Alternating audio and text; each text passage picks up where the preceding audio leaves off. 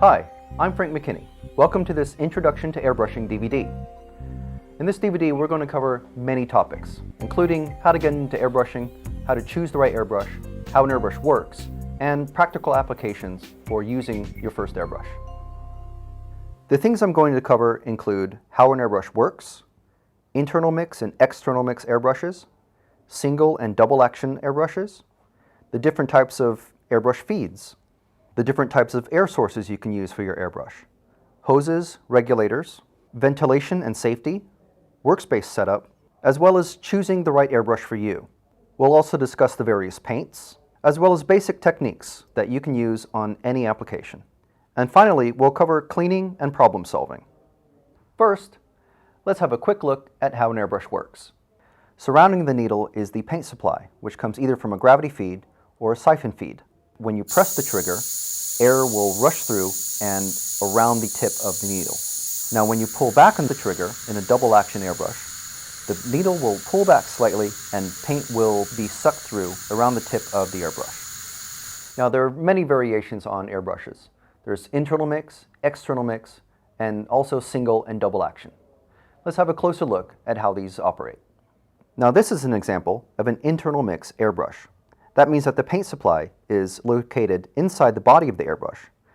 That lets the air and the color mix and atomize inside to spray out. It provides a finer dot pattern, think of high resolution, and it's good for large surfaces and tiny detail. An external mix airbrush has the paint supply outside the body of the airbrush, which mixes outside. It provides a larger dot pattern. It's not very good for detail work, and it's good for large surfaces like automotive work, but for hobbyist applications, it's not really what we're looking for. And now we're going to look at the differences between a single action and double action airbrush. Now this is an example of a good single action airbrush. These are easier to learn, they're cheaper than a double action, they're great for applying a single color to relatively large surfaces, and they're basically a very finely tuned spray can. You see, you can use this adjustment here to decide how much paint is going to be coming out, and you can very gradually decide how much air is going to be pressed out, which determines how wide of an area you're going to be covering. Now, if you're familiar with using spray cans, you'll know the techniques of using a single action airbrush very easily, so it's a very good transition. Single action airbrushes are great for getting into airbrushing, but if you really want to learn about using the airbrush to its full advantage, you'll want to get a double action airbrush. A double action airbrush can do everything a single action can, but you have more control, and once you get used to it, you'll be able to do a lot more with the double action airbrush. You can see that in the general layout, it's exactly the same as a single action airbrush. However, in addition to having the trigger go up and down for more or less air, you can also move the needle back and forth for more or less paint. That's what gives you all the control with the double action. Both of the airbrushes that we've shown you so far are what are called gravity feed airbrushes. These are very popular these days because they're simple to maintain and easy to clean. There's also siphon or bottom feed airbrushes, which are popular for doing large areas of color and are mostly used in fabric and large craft work. This is a gravity feed airbrush. This is ideal for detail work, scale models, and very small bits on RC car body shells and that sort of thing. Now this is the best for detail work. It requires lower air pressure because the gravity does the work of feeding the paint into the needle. The paint goes the furthest with a gravity feed because you don't have to worry about a siphon feed tube. There's less parts and it's much easier to clean, and as I said, it uses a very small amount of paint, which is a major advantage with this type of airbrush.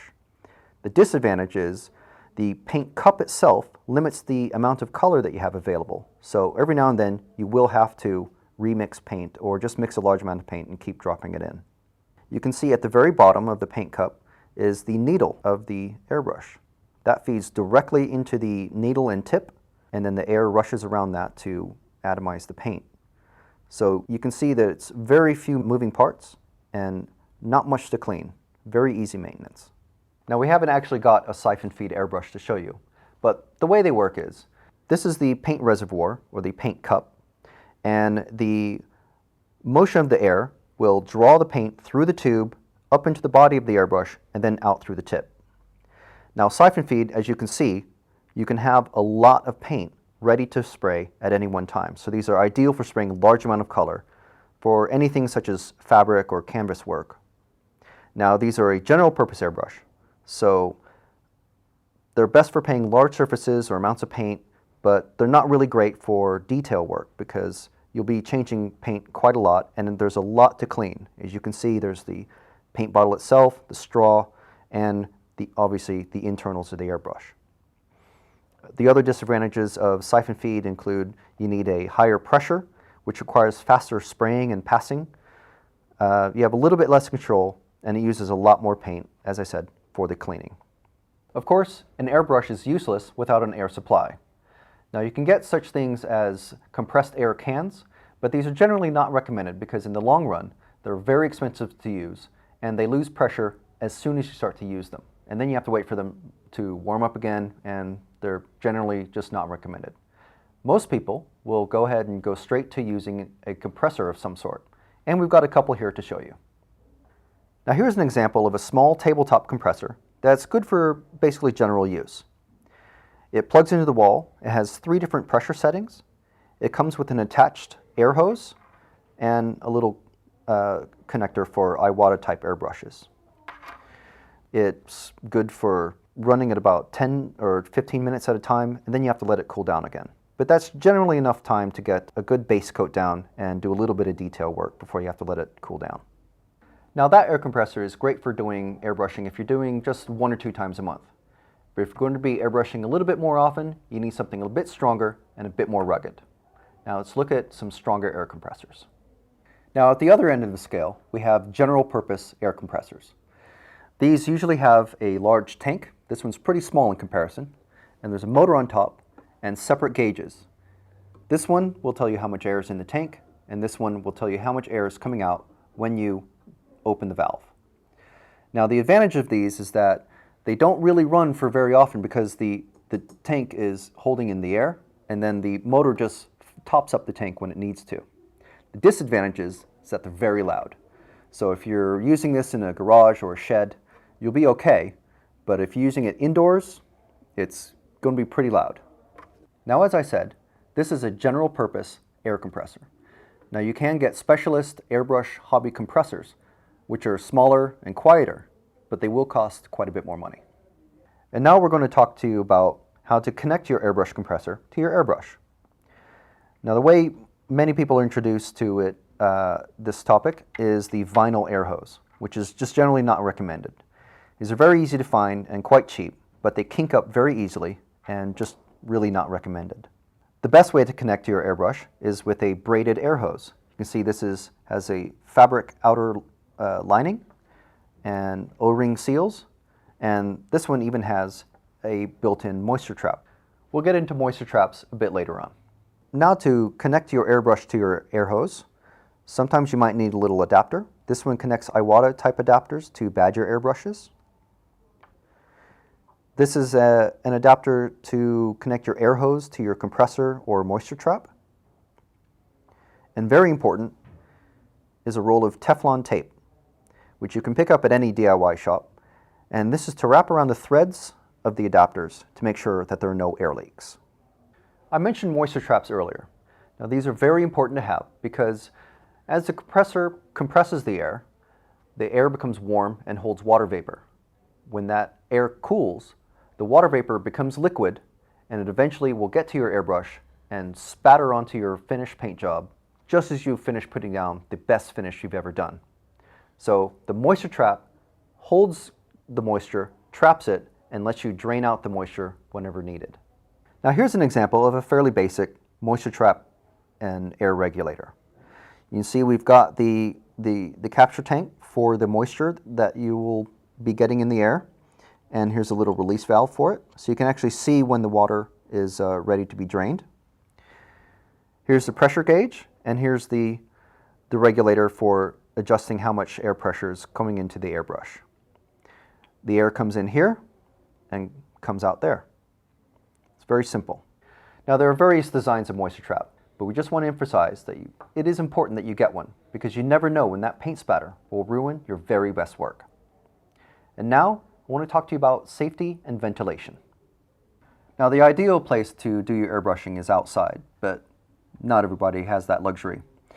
So the next best thing, if you're spraying indoors, is to have a fan and an open window, and ideally a mask. You don't have to get something super elaborate, but if you're spraying anything that requires thinners for cleaning, you'll definitely want something like this, with replaceable filters and activated charcoal. Now, for smaller items, using a spray booth that you make yourself is an ideal solution. Now, this is a very simple spray booth that I made out of a plastic container that you can get at any DIY shop. This is a bathroom fan extractor with a cooking hood filter fitted into it, but many people have used these with computer fans fitted into the back, hooked up to a computer power supply. There's lots of different ways that you can make your own. The important thing about this is that you hook up a vent tube that will suck the air out into the outside through a window or an open door. Another important safety consideration is to think about any children or pets that you might have in your home. They won't be wearing a mask, so make sure that they're not coming in and out of your paint studio while you're working. And now we're going to show you how to set up your workspace for ideal airbrushing. Now, the important thing to consider when you're setting up your workspace is that everything is within easy reach, but it's not cluttered. And what I've got here is my airbrushes on my right side because I'm right-handed. In a little airbrush holder, we have a quick airbrush cleaning jar, we have pipette, mixing brush, and mixing cups for thinning the paints. And here's my various paints. These are inks, this is masking tape. We have airbrush thinner and water for cleaning. We have a little dump tub to put the unused paint into. We have brushes, cotton buds or swabs, clean water, and for the actual painting surface, we've got a little easel set up with binder clips to hold white paper onto. And finally, we have a nice waterproof surface. This is just the top of an old plastic container. Some old newspaper to just quickly spray onto if we have to. A cloth towel and gloves for my left hand because I'm right-handed, just for holding any small parts. So now that you have all this information about airbrushing, you probably want to know, what airbrush should I buy? Unfortunately, I can't give you that because there is no one right airbrush for everybody. The right airbrush for you depends on needle size, spare support, and your budget. A large needle size, such as a 0.3 millimeter, will let you spray large areas of paint very rapidly, while a smaller needle size, such as a 0.2, will let you get fine detail, and you can get even smaller with 0.15 for extreme fine detail.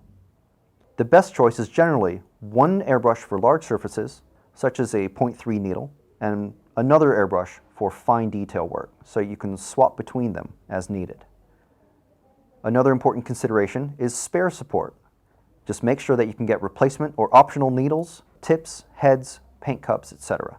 You might want to consider sticking to one brand because of shared spare parts for various airbrush models. This is where we start talking about brand names and your budget. Now, generally, you get what you pay for, but don't get attached to one brand or a particular model. The cheapest airbrushes that you can find will generally be clones of popular models, but the quality will vary quite widely when you're spending not very much money.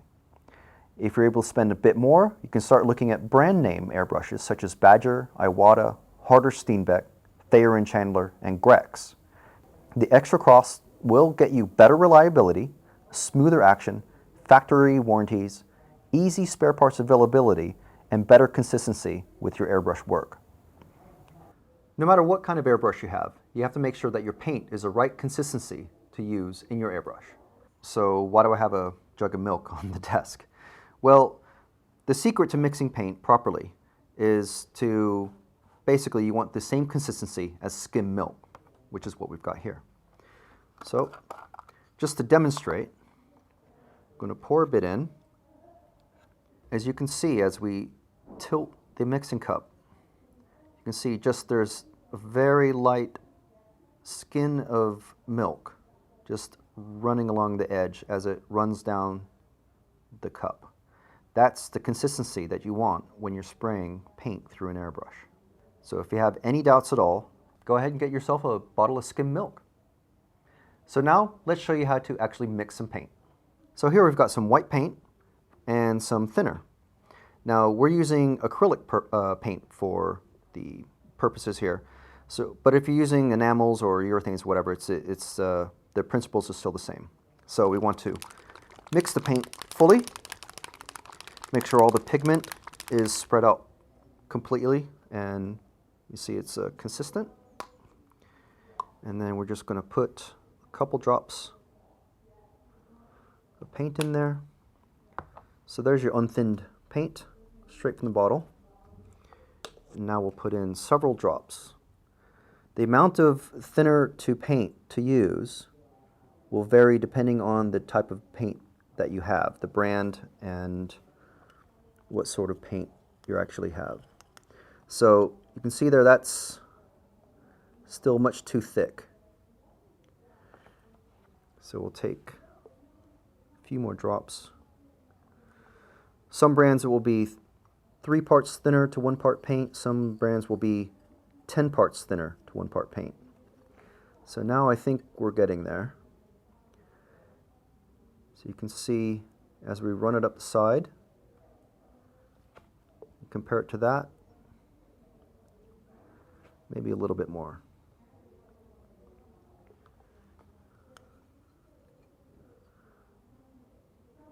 And I think that's about it. Many paint brands sell paint that is ready to go right out of the bottle. These are airbrush ready and don't require any thinner at all. So these obviously are quite convenient. You can also use inks straight into the airbrush. If you're using a gravity feed airbrush, you can use these little shot glasses I picked up from a discount store. Or if you're using a siphon feed, you can just mix straight in the color jar. Okay, so we're going to use some ink for this demonstration, just because it's basically pre-thinned and ready to go. So what we're going to use is our single action brush. We'll get the dropper nice and full. And just drop in several drops. Now we're just going to do a quick test. So now to get started, just practicing, first thing we're going to do is just some simple lines.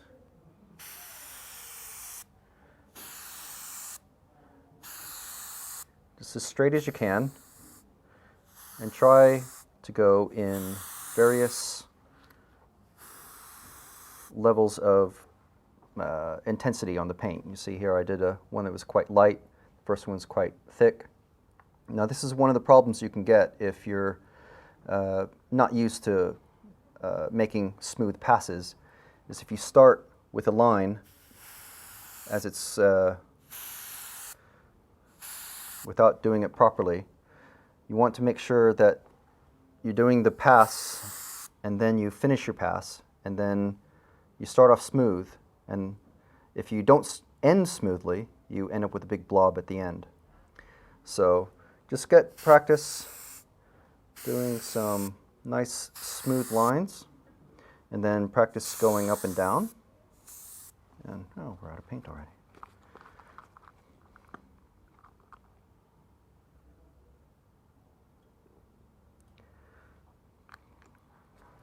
So we'll just drop this in a bit.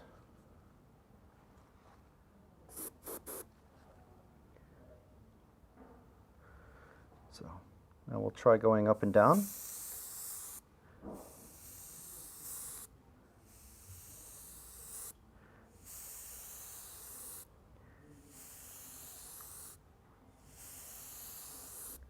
You see we're getting some nice, fairly straight lines. So this is what you would use, something like on a scale model or an RC plane if you're doing panel lines, to just pre-shade the lines. This is similar to what you would be doing. So the next step is let's try some dots and dashes. So now that you have your eye in on doing straight lines, let's do some dots and dashes in like a checkerboard pattern. So just make sure we're spraying okay. And see, all we're doing is getting dots in some sort of a pattern. You pick the pattern.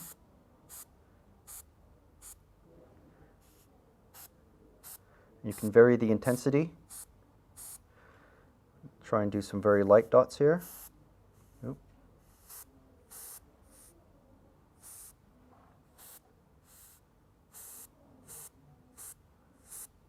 So you can see what we're trying to achieve.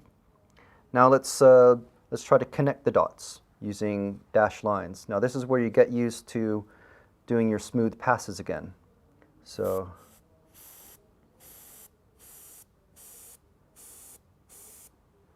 you see what we're trying to do here.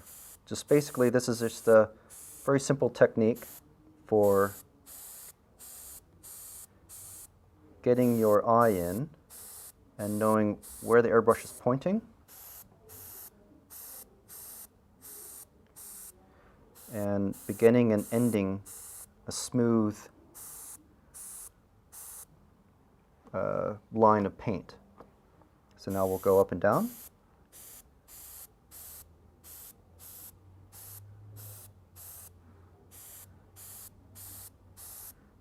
Now for me, it's easier to go from top to bottom than bottom to top, but whichever you like.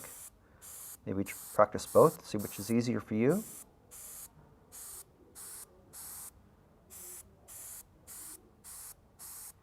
So you see now we have a nice little checkerboard section. So let's try to make an actual checkerboard and fill in every other square. So again, we want to make sure that we have a smooth pass starting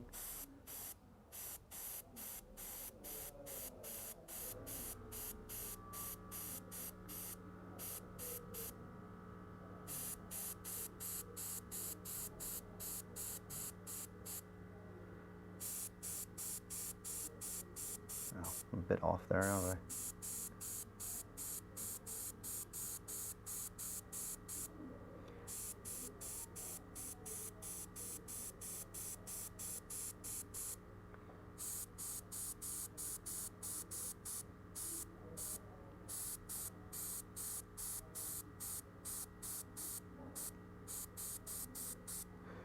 So you see this is another quite simple technique for just learning how to fill in a certain area with your color. You see with an airbrush it's quite easy to control how much paint is in the area that you want to spray and how much how much paint doesn't get into the areas that you don't want. So you can get quite fine control.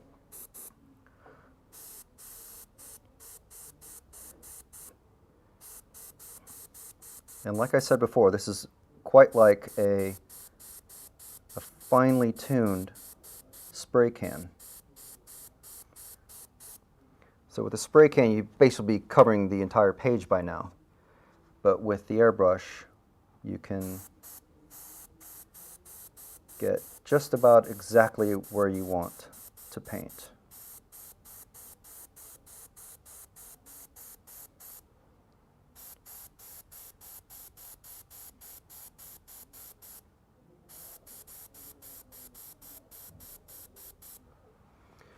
So obviously that's covering quite small areas, but with the airbrush you can cover quite large areas as well.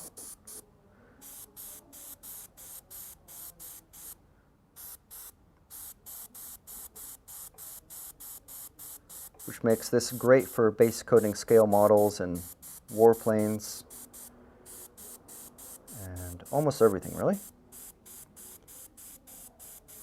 So just to demonstrate the different needle tip sizes, this is a single action with a large size needle, which is 0.3 millimeters.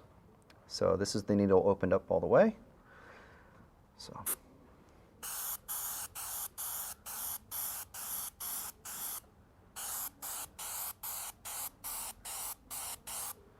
you can see it covers a wide area with color very quickly.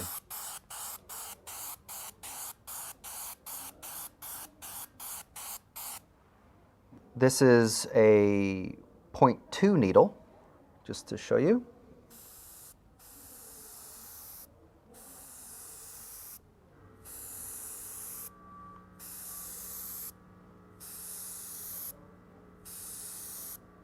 And finally, the smallest needle tip that you can get. This is what Badger calls their ultra fine. It's a 0.21 needle size.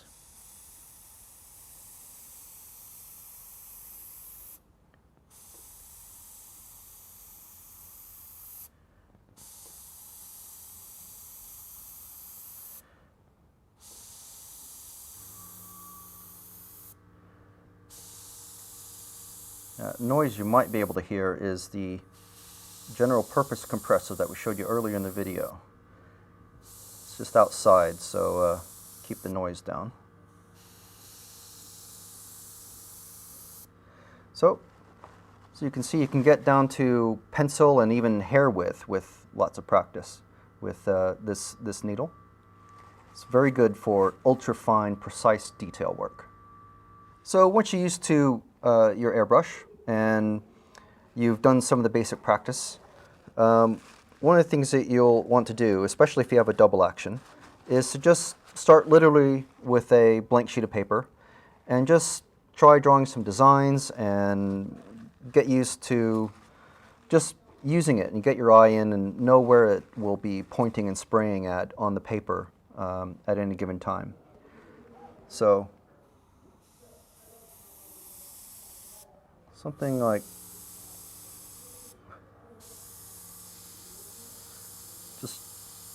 just little designs that don't really lead to anything or go anywhere.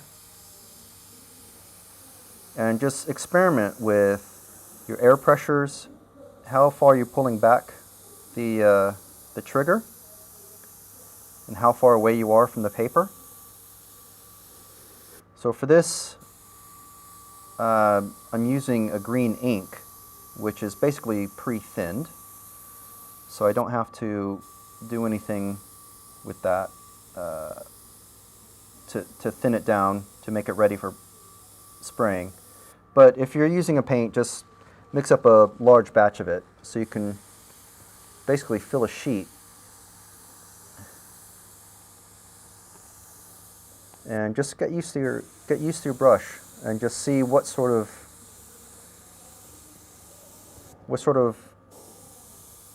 properties it has. Because the airbrush I'm using is probably not going to be the airbrush you're using. But you can see that it's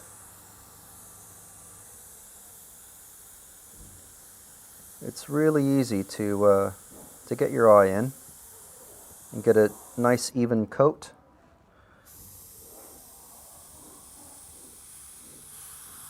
There we go. That's all the way back, so you can see you can easily use a double action as a single action. So if you imagine if this square was masked off,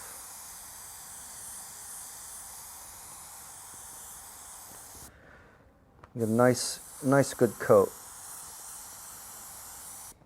You let it dry, and remember you're putting down thin coats of paint, so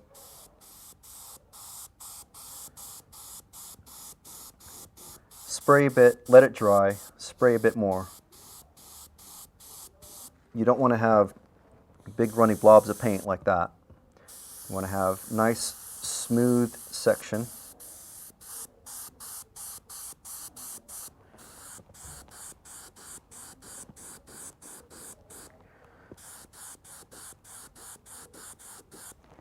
So you can see how versatile the double action airbrush is. You can go from very, very fine to nice big broad areas.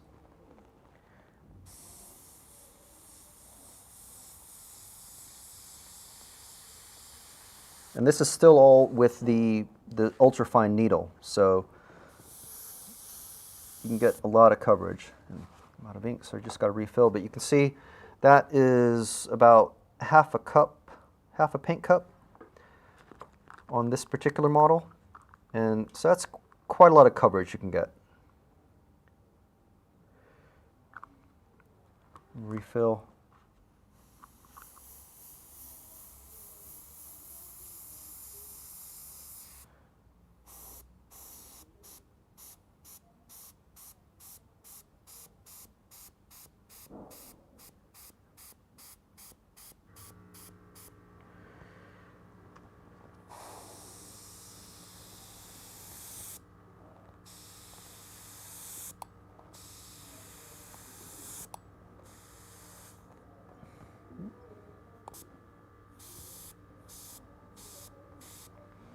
So hopefully that gives you a little bit of insight, some practice methods, and what a double action airbrush can do. The first technique we'll be showing you is masking. It's a very simple technique and you can get some really good results with it. We're going to be using an old boat hull. We're going to finish this off in a nice bright red, so we're using white as the primer. So, spraying from quite a distance back.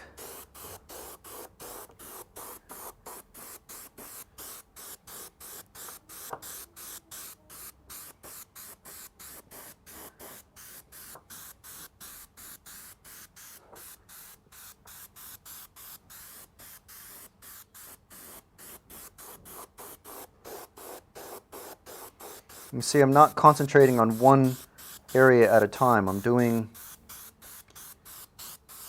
spreading out the attention on all the bits.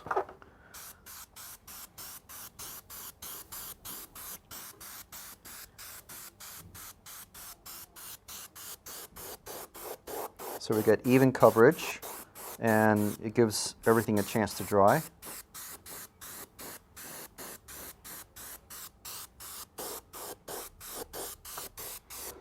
And I'm spraying from some distance back just to give the cone of the paint spray enough space to spread out. I'm also spraying at about 25 psi, which is about where you want to be as a general starting place for base coating from a distance like this.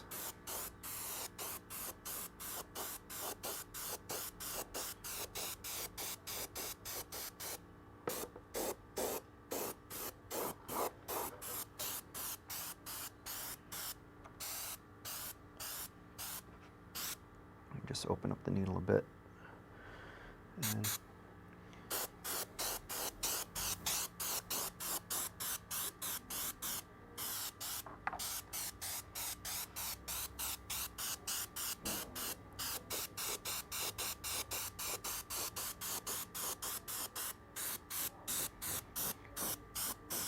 so.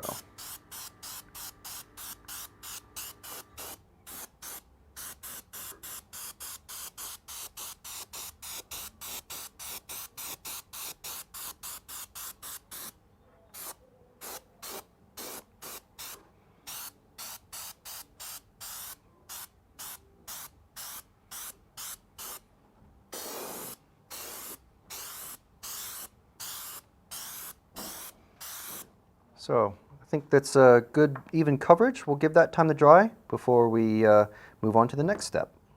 Okay, so now we've got a nice solid coat of white on the boat hull. So what we're planning to do is make this top strip here of the hull into white, and we'll do the rest of the hull in red. So we're just going to put down a nice solid coat of white paint across the top here.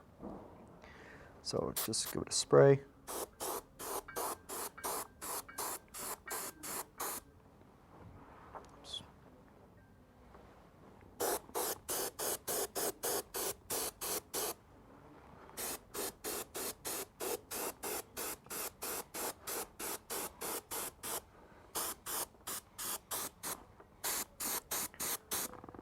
Now, depending on how heavy a coat you're putting on,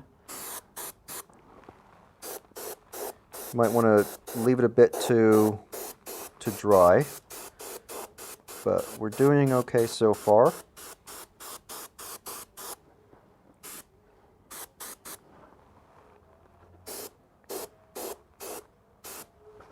So we want to make sure, because the boat will be seen from this angle, I want to make sure to get that top lip there.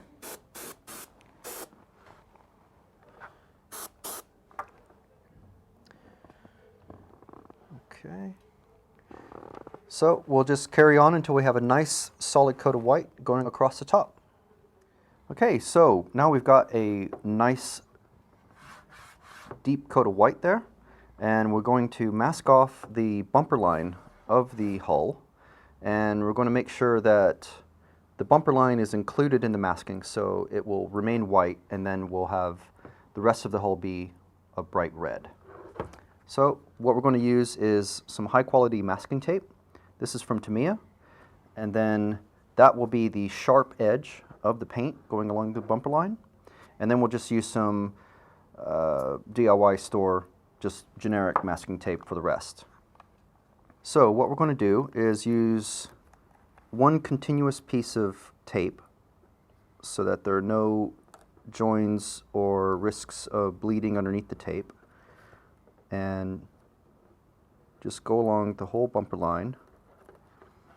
And the reason why you want to use high quality tape is that it's got good tack, so it doesn't let any paint come underneath, and it's also nice and flexible, so you can bend it around curves. And I'm using, this is a 10mm wide tape. You can get 6mm wide, and I believe you can get even smaller size tape, which is just even more flexible. So if there were lots and lots of compound curves, I would be using the much thinner tape. But as it is, this is just a single curve, so we should be all right with the 10mm tape. And we just carry it around the front. So you can see if you burnish it with your fingernail, you get a nice strong line there.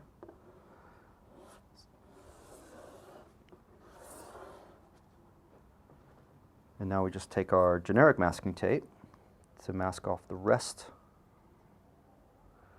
And the thing with masking tape is you don't want to keep it in place for too long.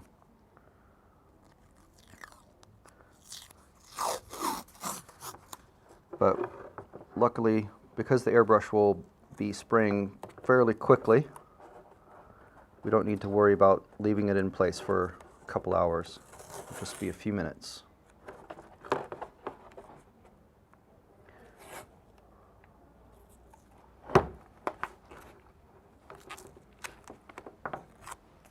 And there we are, so we're masked off that section. So you can see we've got the good tape there, and then just our cheap tape running along the bottom, which will be obviously the top of the boat hull. We're ready to thin the red paint down. It's going to go over the remainder of the hull. And we've shaken this up really well. There's a little ball inside, so it gets stirred up very, very easily. So just going to put a few drops in. And if we need any more, we'll just mix a bit more. So. And remember, we're going for the consistency of skim milk here.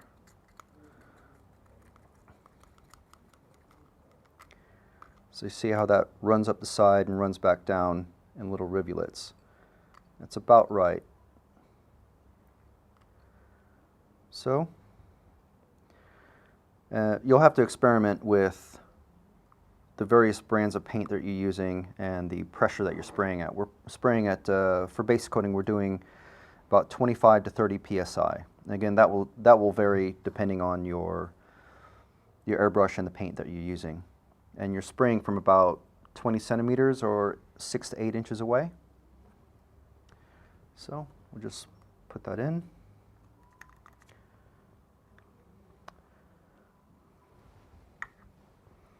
Give it a quick test.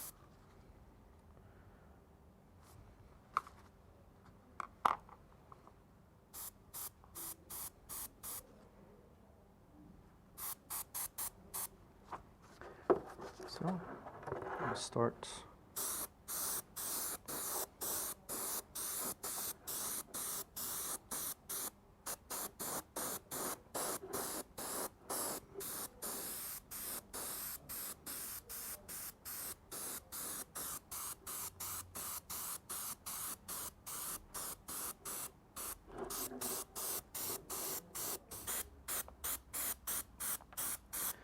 So now we're putting on what should be the final coat on the hull. And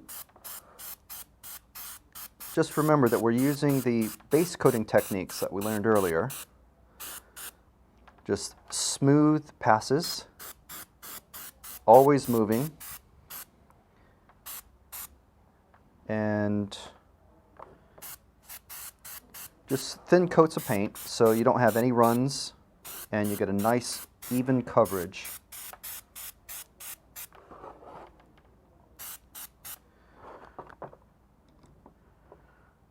So it looks pretty good. It'll be a nice bright red once it's on the water. So we'll let that dry and then we'll take the tape off. Let's peel off the tape.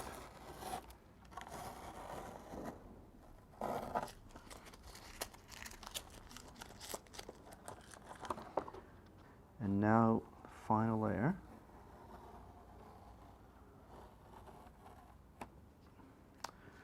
And there we are. So, as you can see, we've got a nice, strong, sharp paint line there. And that's from using good masking tape, thin, light layers of paint, just steadily applied. And you can see it's a nice, sharp line. And so to finish this, we'd put a coat of gloss varnish on, and you can get acrylic varnishes at any craft shop or model shop. So here's a finished boat hull. As you can see, it's ready for the water. All you have to do is just finish the rest of the hull. Next, we're going to be showing you warbird cowling. We're going to be doing a checkerboard pattern on it. What we're going to do is just prime this area here in white. So we've washed it and it's ready to go. So we're just going to give it a nice even coat.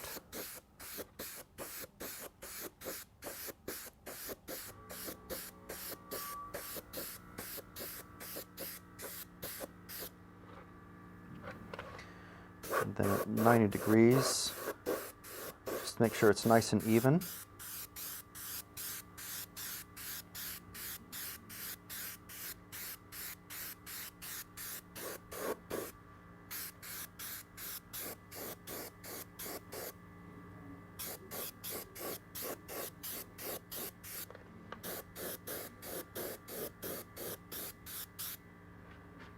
So just check the reflection in the light because you are painting white on white.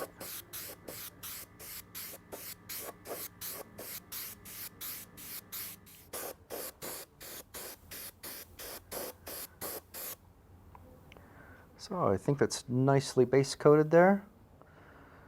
You don't want too much primer on there because then it's not paint. You just want it to be just a nice powder effect after you finish priming, so that the actual paint that you do put on has something nice and grippy to stick onto. So we'll give that a couple minutes to dry, and we'll move on to the next section. So we've got the cowling that we primed and painted white earlier. We've got it masked off in a simple checkerboard design. This is a really popular motif that you can see on a lot of the warbirds of this era. This is from a P47D. So what we're going to do is we're going to be putting black in these squares that you can see, let that dry, and then reapply the tape, and so we can do the alternating black checkers. So we'll just get started here.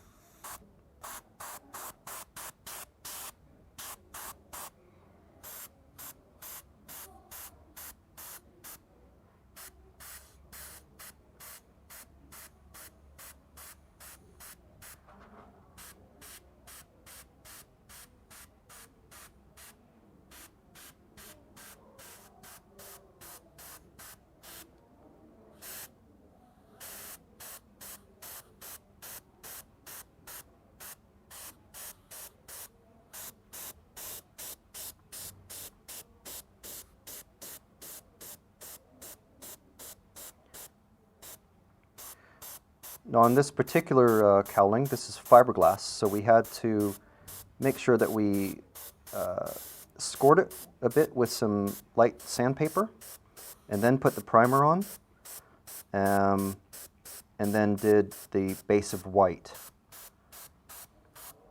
And we did the white first because you don't want to be painting white over black.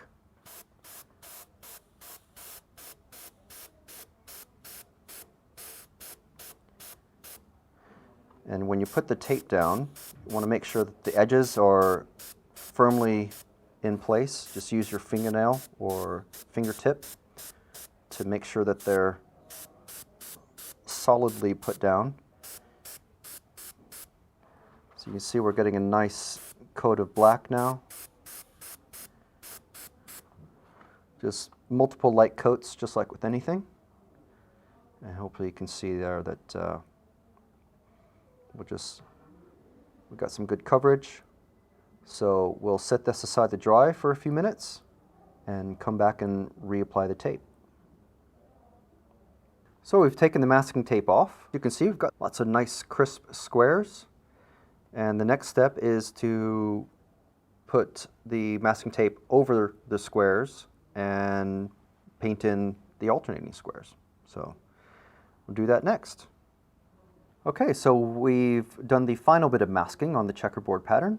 We've used some new tape so you can see where the previous black squares have been painted in.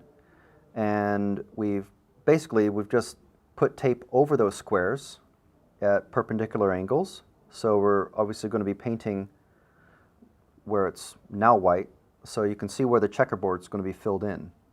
And all we've done here is use the width of the tape to be basically the width of each square. Now if you're doing this on an actual scale model, you can figure out all sorts of the measurement, the circumferences, and the length of the nose and everything. But this is just for demonstration purposes, just to show you how easy this is. So we'll just fill in these last squares and just get going.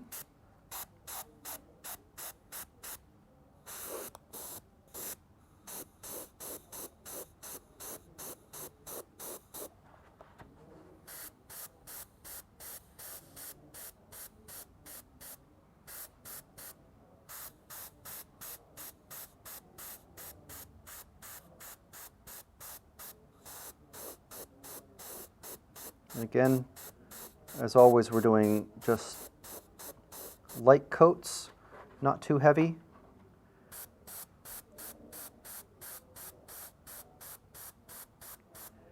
And we're trying to start just outside the square where we're going to be painting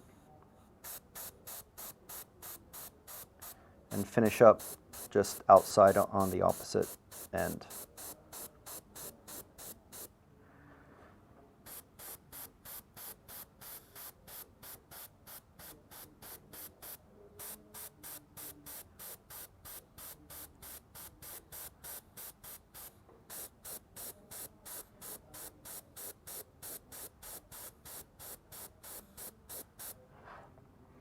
So now we come back to our starting point, and we come the opposite direction. We were going across left to right, or right to left earlier. Now we're just coming top to bottom, so we don't have any areas where we haven't filled in any paint. So we're just doing the last coat now. And again, these are very, very thin coats. They dry very quickly.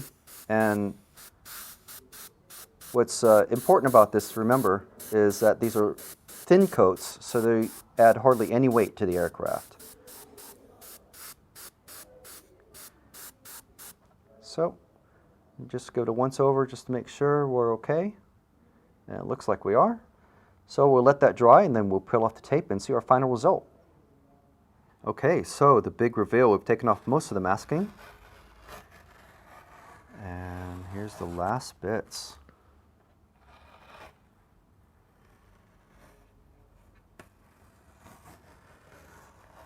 So there you go, checkerboard pattern. It's very simple, yet very striking. Obviously we've just done a little bit of the checkerboard patterning, but you can imagine what the rest of it would look like. It would look absolutely amazing. Now you can find plenty of reference material to let you know what sort of color mixes to use and what all the different warbird squadrons used. And there's plenty out there, and you can do a lot more with this. Next, we're going to be showing you an RC car body shell. So what we've got here is a normal RC car body shell.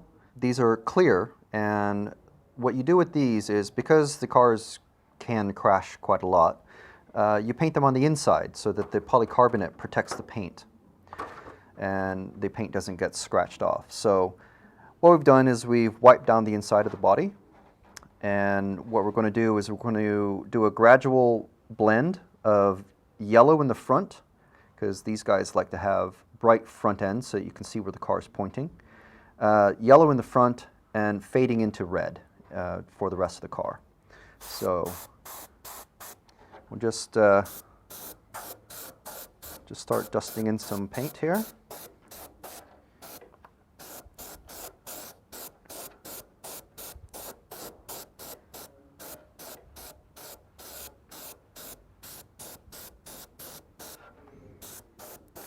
And what you need to remember on, if you're doing a car body shell like this, is that you need to use specially formulated Lexan paint.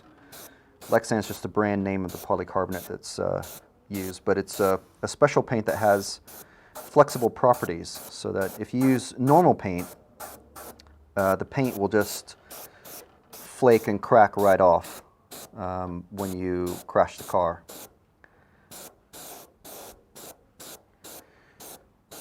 And this is just one of the methods that we've shown you.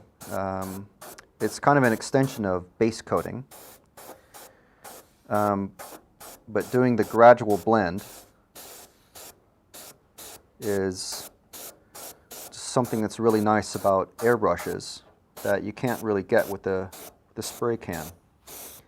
And you can do all sorts of intricate designs.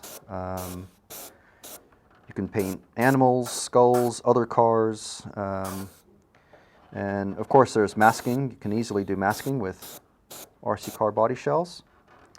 So now we've got a nice dusting of yellow on the front, nice bright yellow. And then what we're going to do, the next step is to start the red around here and paint the rest of the car in red, and then we'll back the whole thing with white to make the colors really stand out. The yellow is dried up now, and we've mixed up some red, and just going to continue on with the rest of the body. And we're going to just go up to the gradient where the yellow starts to become clear. And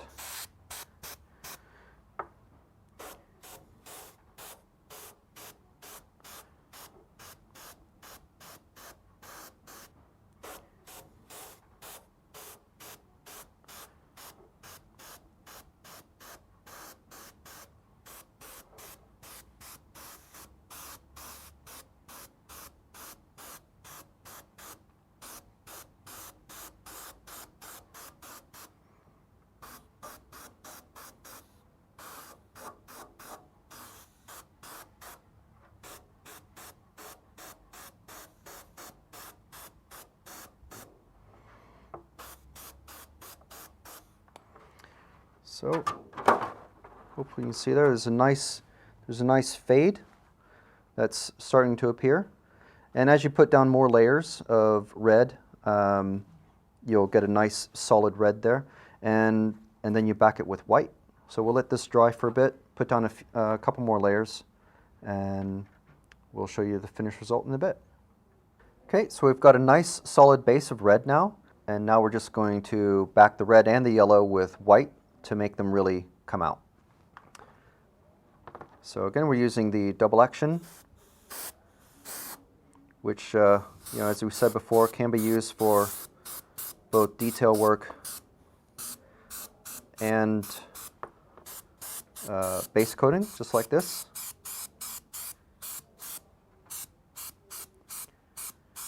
And this doesn't need to be a very thick coat, because you're basically just, this is sort of like the reverse of using the primer on a static model.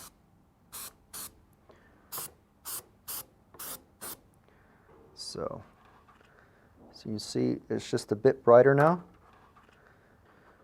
And once you put that on a track, that bright yellow will really stand out and let you see where the car is pointing. Obviously, there's a lot more you can do with this. You can use masking, liquid masking, or freehand designs to do all sorts of extra techniques on this body shell. And next, we're going to be looking at detailing a foam almost ready to fly warbird. So what we've got here is one of the more popular foam warbird designs. These are almost ready to fly versions of World War II warplanes. And these, when they come out of the box, they look a bit factory fresh. And what a lot of people like to do is have them look just a bit more realistic. So what we're going to do is we're going to add some exhaust smoke, and we're also going to add some smoke from the guns. So we're going to do this on the fuselage first. We've got the wings in the background. We just took it off to have a little bit easier to handle. So let's add some smoke on the sides here.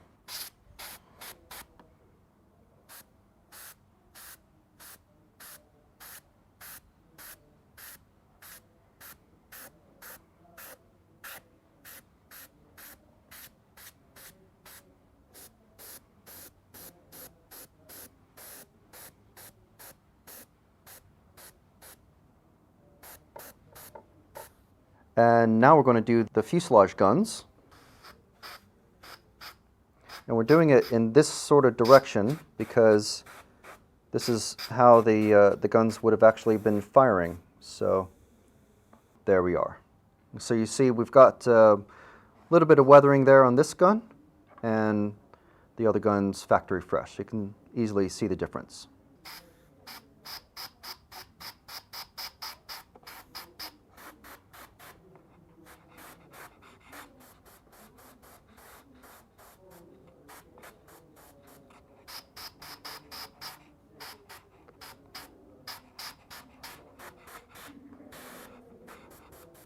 Now we've got the wing section, and again we've got two guns on each wing.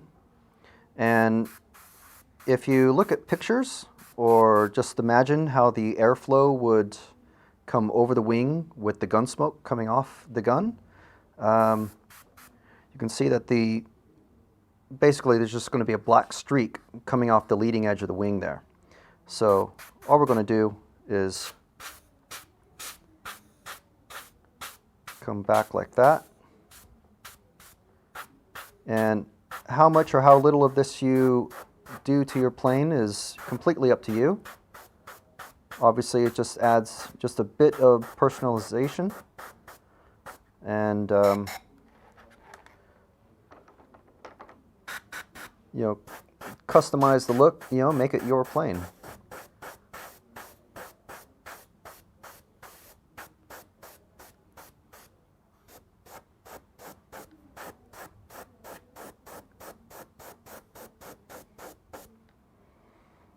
So here we go. Got a bit of extra weathering on the wings. And of course, don't forget the underside of the wing as well.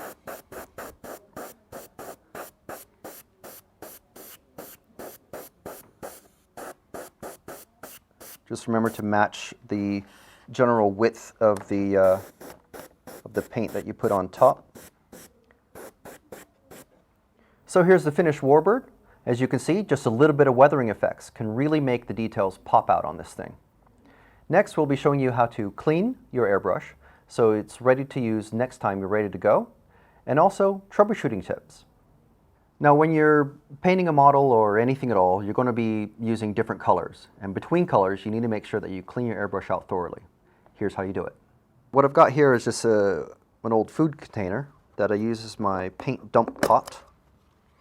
And so if you have any drops of paint, you just dump it out, squirt some water in. This is a tattoo gun cleaning bottle, quite handy so you don't have to constantly flip your hand over. And you can find them for just a few pounds online, quite cheap. So you spray it out a couple times and dump it out. And then we have airbrush cleaning station. These are very handy. They just have a little rubber grommet that you spray into and just fit it in.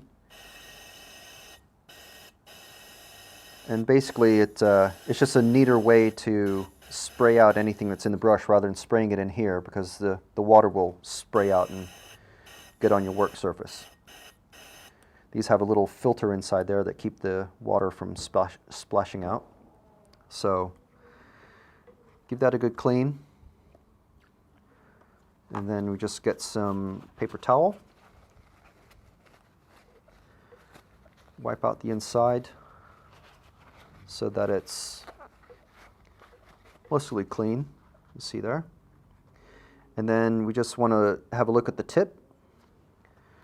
And we'll get some more water on the towel and just clean off the tip. Just make sure that there's no clogs or any dry tip on there.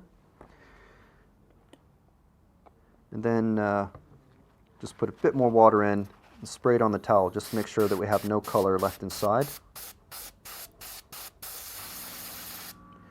So looks like we're all clear.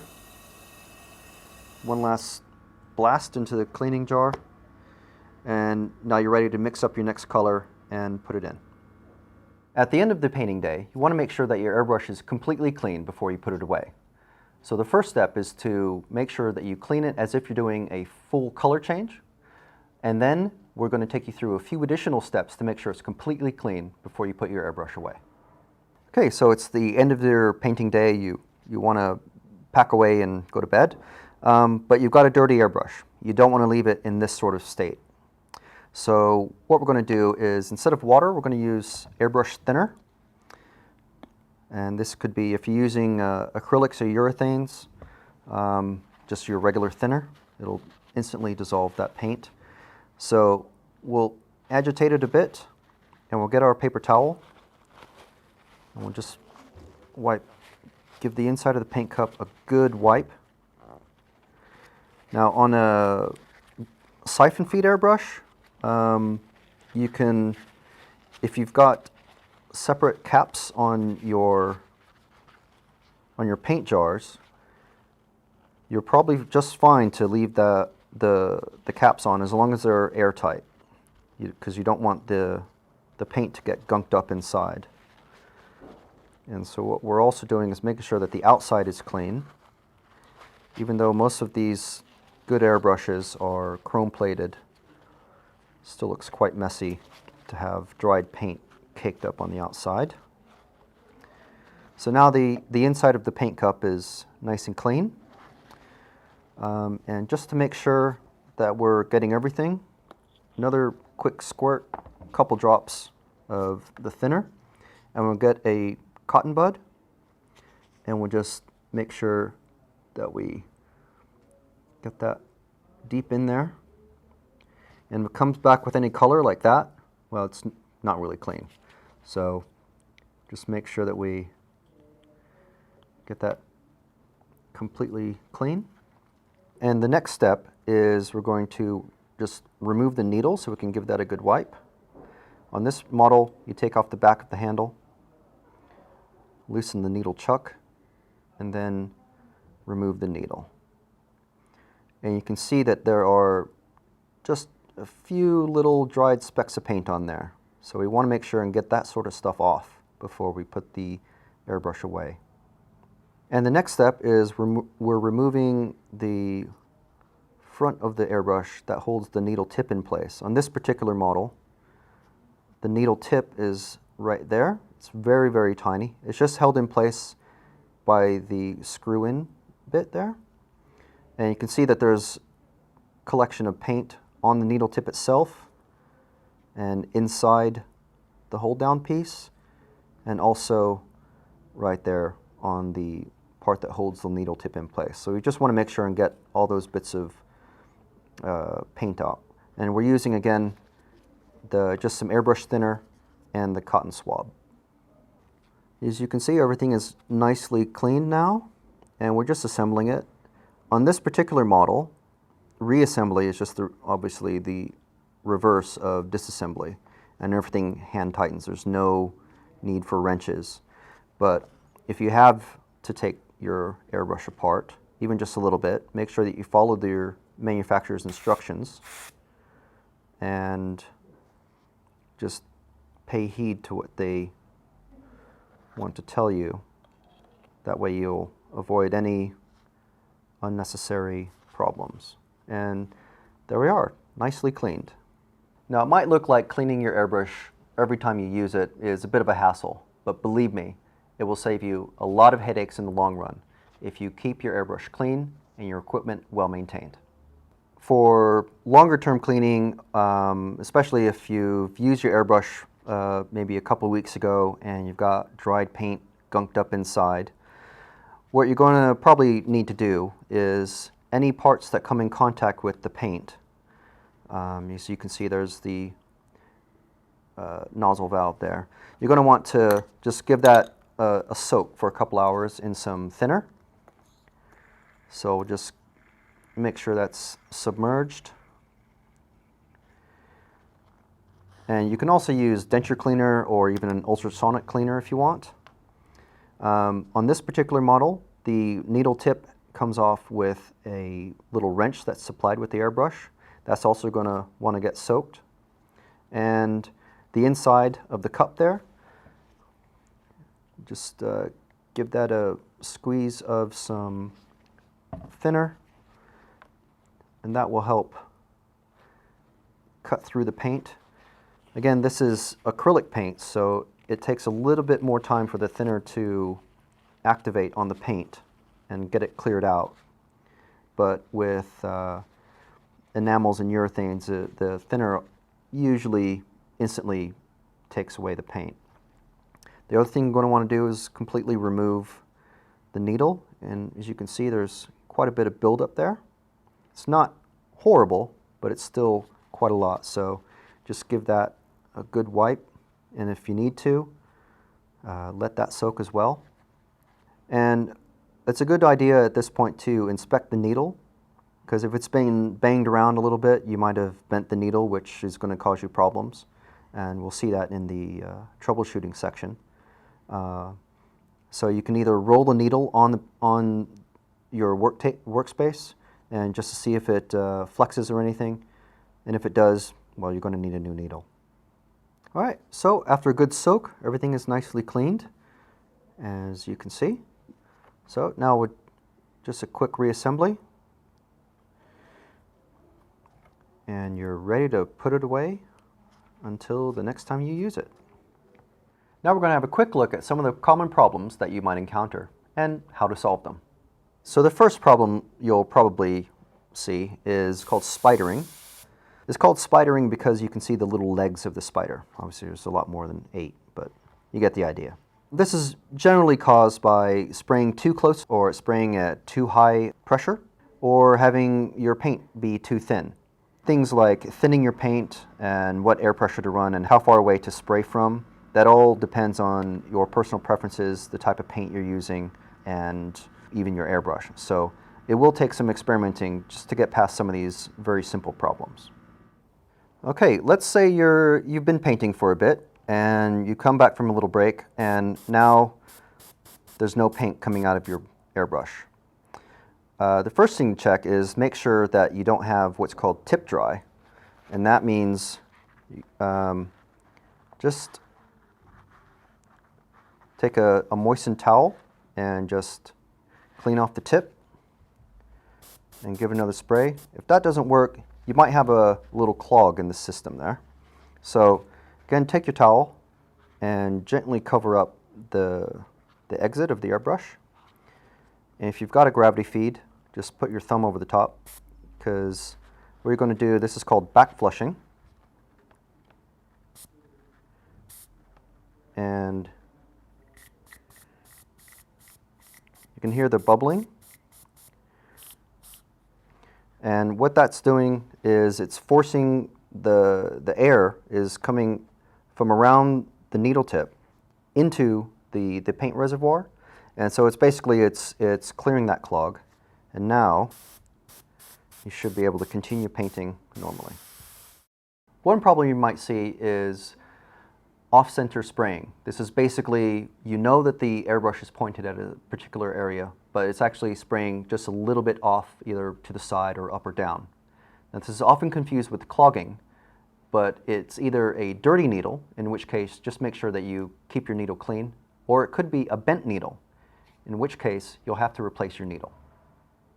One problem you might encounter is what's called gritty paint. This is basically caused by spraying from too far away.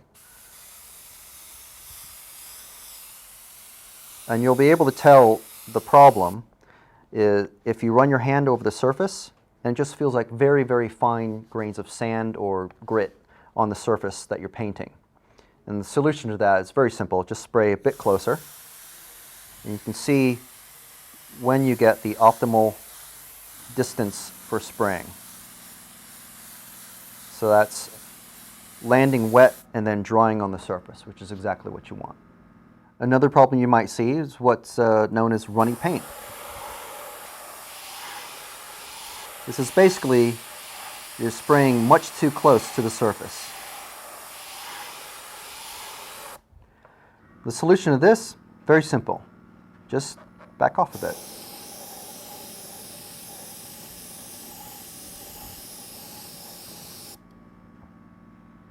One problem you might experience is paint coming out with the trigger at 0, which is basically the position where only air should be coming out. Solution to this is just to make sure that the needle is fully seated in the furthest forward position in the airbrush. If you get occasional spatters of paint while you're painting, make sure that you have a moisture trap fitted. We covered this earlier in the DVD, and it's vitally important. It's essential equipment, we think. Like any good piece of equipment, if you keep your airbrush clean and well maintained, it'll work reliably for years, which is important if you want to concentrate on your craft. Now, if you need additional help, check out airbrushing specific forums online. They're full of experts and they're always willing to help. So there we have it. That's our Introduction to Airbrushing DVD. We hope it's given you plenty of instructions and motivation to do all the projects that you want to do.